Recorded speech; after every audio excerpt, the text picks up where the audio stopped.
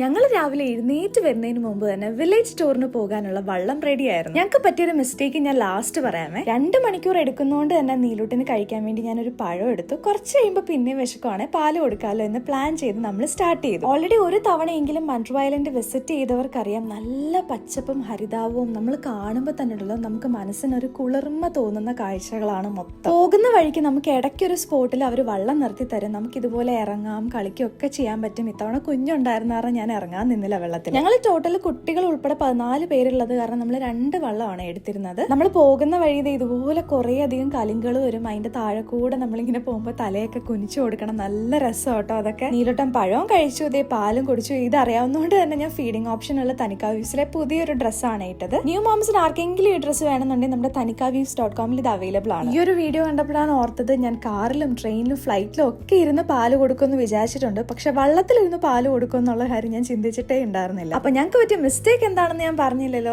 കാഴ്ചയെല്ലാം നല്ല അടിപൊളിയായിരുന്നെങ്കിലും ഇത് കുറച്ചുകൂടെ നല്ലപോലെ എൻജോയ് ചെയ്യണം എന്നുണ്ടായിരുന്നെങ്കിൽ നമ്മൾ നേരത്തെ ഇറങ്ങണമായിരുന്നു. ഞങ്ങൾ ചൂസ് ചെയ്ത ടൈം ആയിരുന്നു റോങ്. ഒരു 6:30 ഒക്കെ ആകുമ്പോൾ സ്റ്റാർട്ട് ചെയ്യുവാണെങ്കിൽ തിരിച്ച് 8:30 ഒക്കെ ആകുമ്പോൾ നമുക്ക് തിരിച്ചു വരാൻ പറ്റും. വലിയ വെയിലൊന്നും കാണില്ല. ഇത് ഞങ്ങൾ ഇറങ്ങിയപ്പോൾ തന്നെ 8 മണിയായി, തിരിച്ചു വന്നപ്പോൾ 10. ആഹ്, നല്ല അടിപൊളി വെയിൽ. ഇല്ലെന്നുണ്ടെങ്കിൽ നിങ്ങൾക്ക് ഈവനിങ് ടൈം ചൂസ് ചെയ്യാം കേട്ടോ. അത് നല്ലൊരു ബെസ്റ്റ് ടൈമിംഗ് ആണ്. മൺട്രോ ഐലൻഡിൽ പോകാൻ പ്ലാൻ ഉണ്ടെങ്കിൽ ഇതൊന്ന് ഓർത്ത് വെച്ചേക്കണേ.